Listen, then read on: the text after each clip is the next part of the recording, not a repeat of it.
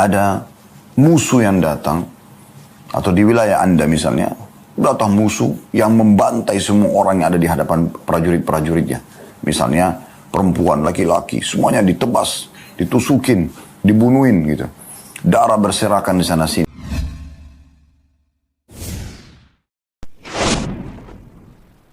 Bismillahirrahmanirrahim. Assalamualaikum warahmatullahi wabarakatuh. Alhamdulillah, wassalatu wassalamu ala rasulillah wa ala alihi wa sahbihi ajmain, amma ba'du. Sahabat speaker motivasi yang rahmati Allah subhanahu wa ta'ala, pada kesempatan kali ini saya akan membagikan video yang akan disampaikan oleh guru kita Ustadz Khalid Basalama tentang 7 golongan yang dinaungi Allah di hari kiamat nanti. Saya langsung saja teman-teman sekalian membacakan hadis pertama yang diangkat oleh Al-Mundhiri rahimahullah dalam bab ini dengan sanad sahih, disahihkan oleh Syekh Albani, dan urutan 887 dari awal belajar berbunyi dari Abu Hurairah radhiyallahu anhu. Dia berkata, aku mendengar Rasulullah sallallahu alaihi wasallam bersabda, "Sab'atun yudhilluhumullahu fi dhillihi yawma la dhilla illa dhilluh. Al-imamul 'adil وشاب نشأ في عبادة الله عز وجل ورجل قلبه معلق بالمساجد ورجلان تحابا في الله اجتمعا عليه وتفرقا عليه ورجل دعته امرأة ذات منصب وجمال فقال إني أخاف الله ورجل تصدق بصدقة فأخفاها حتى لا تعلم شماله ما تنفق يمينه warajulun dzakarallah khalian fafadat ainahu." Terjemahannya teman-teman sekalian, kata baginda Nabi SAW, 7 golongan manusia yang akan dinaungi oleh Allah pada hari kiamat. Pada hari tidak ada naungan kecuali naungannya. Yang pertama, pemimpin yang adil.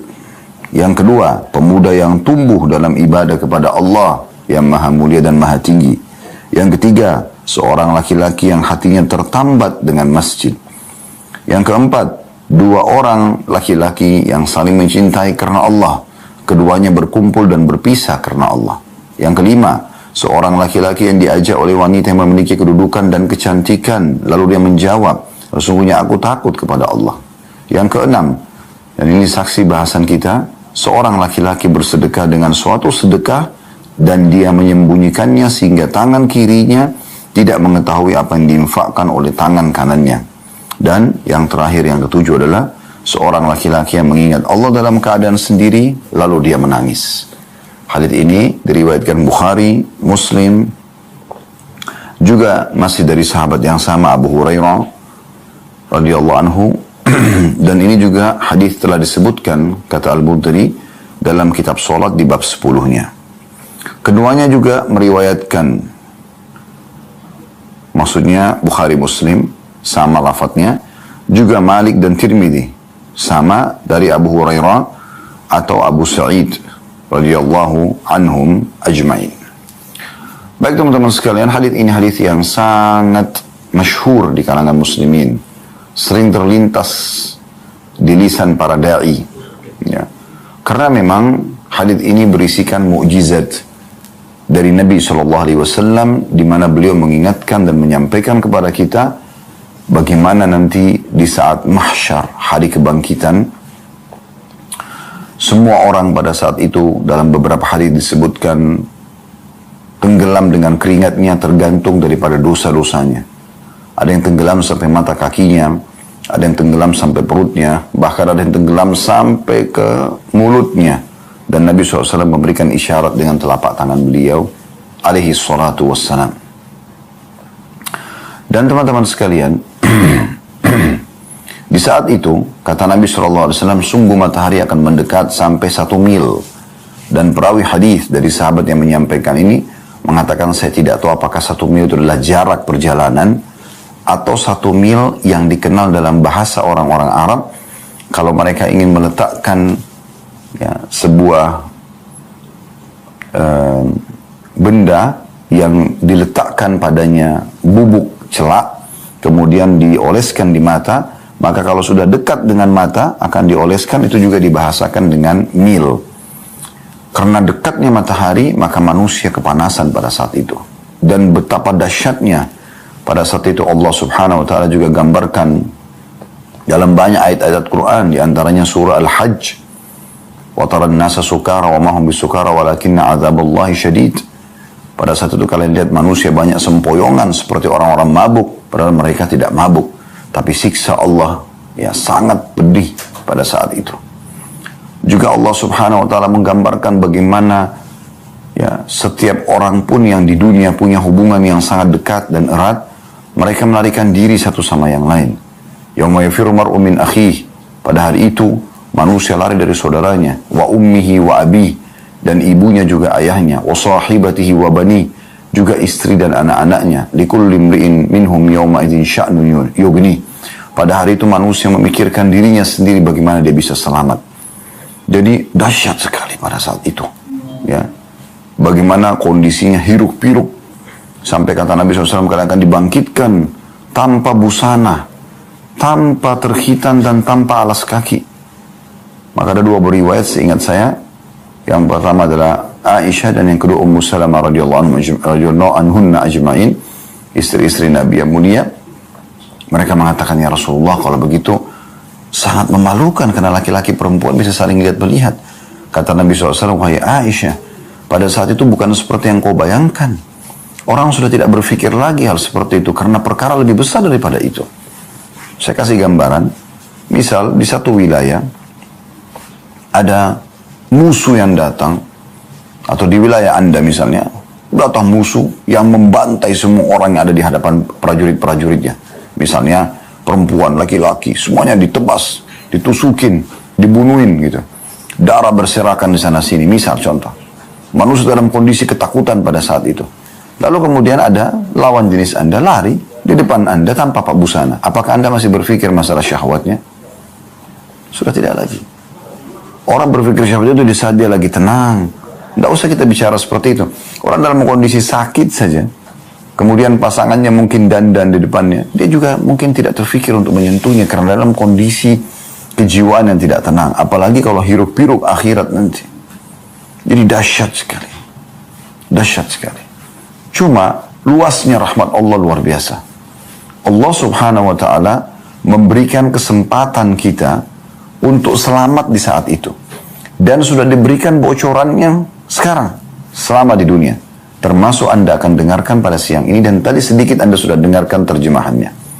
Anda bisa selamat di saat itu, tidak kena panasnya teriknya matahari, tidak terganggu dengan hiruk pikuknya manusia yang ketakutan, histeri pada saat itu. Anda terselamatkan. Karena Anda akan dinaungi oleh sang pemilik naungan satu-satunya, yaitu Allah Azza wa Jalla. Allah yang maha mulia dan maha tinggi. Tuhan yang saya yakin dialah yang mengizinkan kita sekarang untuk membahas ini. Dan dia mendengar semuanya, dia melihat semuanya, dan dia maha mengetahui. Dan saya mohon kepadanya dengan kemahamurahannya, semoga kita semua yang mengikuti acara ini live, semua ya, ataupun siaran ulang, termasuk teman-teman kru yang terlibat dalam live ini dan kami sendiri, semoga Allah subhanahu wa ta'ala menjadikan kita termasuk orang-orang yang mendapatkan naungan pada saat itu. Karena tidak ada naungan lagi. Tidak ada tempat bernaung dari teriknya matahari. Ya. Tidak ada lagi tempat yang bisa kita merasa aman dari teriakan dan histeri orang pada saat itu. Ya. Pemandangan yang sangat menakutkan. Kecuali naungan Allah subhanahu wa ta'ala. Nah, di sini disebutkan ada 7 golongan yang selamat pada saat itu. 7 golongan yang selamat pada saat itu. Dan tentu ada golongan yang lain, ada golongan ke-8 nanti insya Allah. Semoga Allah buat kami ingat untuk menyampaikan masalah itu ya. Atau saya langsung sampaikan sekarang supaya tidak terlupa. Golongan yang ke-8, maksudnya selain daripada sebelumnya hadits ini ya. Kita katakan golongan ke-8 karena 7 golongan digabung dalam hadis yang akan kita bahas insya Allah. Golongan yang ke-8 selain disebutkan dalam hadis ini. Dan ini bukan berarti mereka urutan ke-8 ya. Bisa saja mereka urutan yang pertama. Cuman maksudnya dia berdiri sendiri, hadis menjelaskan tentangnya. Dan yang 7 disebutkan digabungkan dalam hadis yang akan kita bahas insya Allah. Yaitu sabda Nabi SAW, siapa yang menghutangkan orang lain atau memberikan tenggang waktu atau memaafkan. maka dia akan mendapatkan naungan Allah pada hari kiamat, tidak ada naungan kecuali naungannya. Jadi Anda meminjamkan uang pada orang lain. Mereka bayar atau tidak bayar? Karena ada sebutan di sini, meminjamkan. Berarti belum ada jaminan kembali atau tidak. Kemudian, lalu Nabi SAW mengatakan, atau memberikan tenggang waktu. Mungkin ada orang belum mampu bayar, Anda kasih lagi kesempatan dia untuk berikan waktu untuk dia bisa mengembalikan. Atau Anda tahu dia tidak mampu bayar, Anda memaafkannya. Maka ini adalah salah satu golongan nanti yang akan dapat naungan Allah pada hari kiamat, tidak ada naungan kecuali naungannya. Jadi Anda yang sedang memiliki piutang pada orang lain dan belum dibayar, bergembiralah saudaraku. Jangan sakit hati justru dengan itu. Atau Anda punya kesempatan meminjamkan kepada orang lain, pinjamkan saja. Dan kemudian lupakan karena Allah subhanahu wa ta'ala. Kalau dia kembalikan, alhamdulillah, tidak kembalikan juga tidak masalah. Karena ini tiket VIP Anda akan selamat nanti di mahsyar yang penuh dengan hiruk-pikuk dan manusia ketakutan pada saat itu. Alhamdulillah, jazakallahu khair Ustaz Khalid Basalamah. Nasihat dan motivasi yang sangat luar biasa teman-teman. Dari video ini saya merangkum ada 7+1 golongan yang akan dinaungi Allah Subhanahu wa taala di hari kiamat nanti atau di padang mahsyar nanti.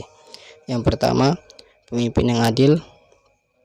Yang kedua, pemuda yang tumbuh dalam ibadah kepada Allah Subhanahu wa taala.